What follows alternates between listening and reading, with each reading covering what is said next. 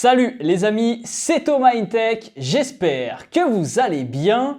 On se retrouve aujourd'hui pour une vidéo exclusive où je vais vous dévoiler les nouveautés de l'iPhone 14 Pro. Cette vidéo est un premier avis après 24 heures d'utilisation, donc si vous souhaitez avoir plus d'informations, des comparatifs par rapport à l'iPhone 13 Pro, abonnez-vous et activez la cloche car de nombreuses vidéos arrivent très prochainement. Sur ce, installez-vous confortablement et c'est parti. Allez, showtime!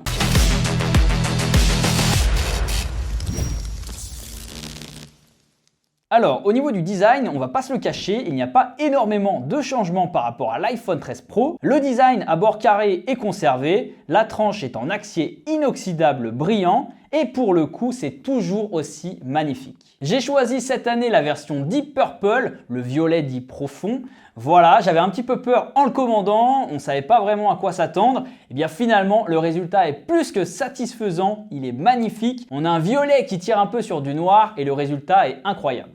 A noter qu'il existe aussi en gris sidéral, donc le coloris a été un petit peu revu, c'est un peu plus foncé, mais aussi en or et en argent, très classique. Alors la principale nouveauté esthétique et visible sur cet iPhone, c'est bien évidemment la Dynamic Island. Pas de traduction en français par Apple, mais vous l'aurez compris, c'est une île dynamique sur votre écran. On s'attendait à une pilule en forme de i, mais finalement cette pilule ne fait qu'un. Alors en regardant de plus près, on peut la distinguer, mais elle ne fonctionnera qu'en un seul bloc. Cela fait maintenant plusieurs années qu'on attend un écran sans encoche, sans pilule, mais malheureusement les constructeurs n'y arrivent pas, les résultats ne sont pas satisfaisants. Finalement, c'est au niveau de la caméra frontale, quand on la place vraiment cachée, les résultats ne sont pas du tout satisfaisants. Donc Apple a pris le problème à l'envers et a créé une innovation plutôt intéressante. Par exemple, quand vous écoutez de la musique et que vous sortez de l'application, elle vient s'incruster dedans et continue de vivre en elle. Oui, étrange. On voit que la musique continue d'être jouée avec des petites vagues sur le côté. En maintenant appuyez votre doigt dessus, elle s'anime pour offrir plus d'options et ça marche avec plusieurs applications comme le minuteur, les appels, la connexion de vos AirPods. Alors bon, c'est un petit peu gadget, hein. Pour le moment, il n'y a pas énormément d'applications compatibles avec la Dynamic Island, mais ça y est, les développeurs ont la main pour créer des choses incroyables. Donc on verra maintenant dans les mois à venir ce qu'ils vont nous proposer. C'est malin de la part d'Apple d'avoir dynamisé cette encoche en pilule et l'avoir interagi avec les différentes applications. Maintenant, j'aurais quand même préféré un écran sans pilule. Ça fait des années qu'on le demande et c'est toujours pas le cas. Donc à voir sur la durée si cette Dynamic Island a vraiment des utilités ou non.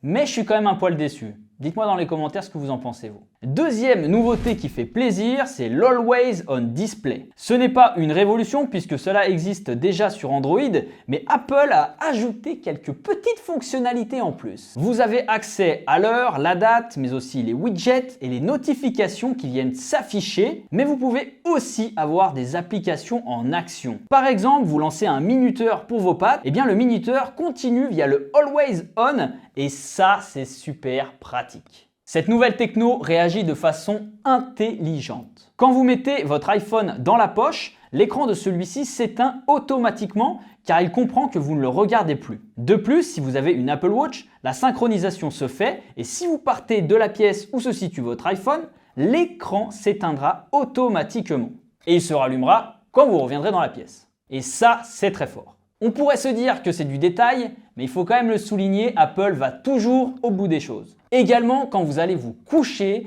que vous posez votre téléphone sur votre table de chevet, sachez que votre iPhone va automatiquement reconnaître que vous allez vous coucher via l'algorithme et donc l'écran on display va complètement s'éteindre et vous ne serez pas dérangé pendant la nuit. Et si ça ne fonctionne pas très bien au début, vous pourrez toujours activer le mode repos, comme ça votre écran s'éteindra complètement. Et vous pourrez dormir tranquille. Alors vous vous dites sûrement que ça va avoir un impact sur la batterie d'avoir un écran qui est constamment allumé, qui affiche les notifications, l'heure, les messages, etc. Eh bien, il semblerait que non. La techno embarquée réduit la consommation d'énergie et passe d'un rafraîchissement de 120 Hz à seulement une fois par seconde. Également, il affichera du 500 nits en termes de luminosité, ce qui est beaucoup moins que lorsqu'il est activé. Voilà, donc on espère quand même que ça va tenir. Maintenant, ça fait que 24 heures, donc je ne pourrais pas vous dire si c'est réellement le cas, si c'est une incidence sur la batterie ou non. Donc il faudra faire des tests plus poussés et d'ici quelques semaines, je vous en dirai plus.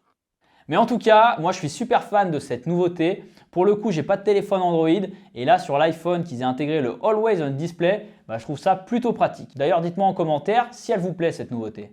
Autre grosse nouveauté sur cet iPhone 14 Pro, c'est la partie photo avec un nouveau capteur de 48 mégapixels. Il a été revu, il est 65% plus grand que celui de l'iPhone 13 Pro. D'ailleurs, regardez la différence entre les deux. Pour aller plus loin, Apple propose de shooter vos photos au format RAW, ce qui permet plus de flexibilité à la retouche, donc normalement de plus belles images. Alors, moi j'ai fait que quelques clichés en 24 heures, même si j'ai pas lâché l'iPhone des mains, et vous pouvez voir un petit peu les différences entre l'iPhone 13 Pro et 14 Pro.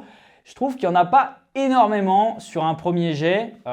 Personnellement, je ne trouve pas qu'on voit une grande différence. Mis à part, dès lors qu'on va venir zoomer dans l'image, c'est vrai qu'on a un peu plus de détails sur l'iPhone 14 Pro.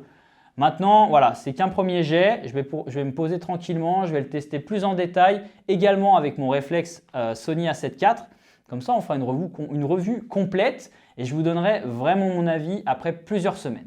Côté vidéo, là aussi, il y a du changement avec le nouveau mode cinématique qui évolue et qui permet de filmer en 4K 24 images par seconde. Bon alors c'est un mode qu'on a découvert l'année dernière qui était déjà très intéressant. Je trouvais ça bien qu'Apple l'intègre sur un iPhone. Maintenant, il a été légèrement amélioré. Je trouve que c'est pas encore ça. Quand on regarde de près, je trouve qu'il y a un petit peu des défauts. Alors bien sûr, c'est un mode quand même assez cinématique qui est plus orienté sur des caméras avec des bons objectifs qui sont très chers. Mais pour le coup, ça a quand même un mérite d'exister sur ce type d'appareil et ça peut libérer de la créativité et proposer du contenu un petit peu différent de ce qui se fait habituellement. Et il y a un tout nouveau mode stabilisation vidéo. Je vous mets quelques clips, regardez.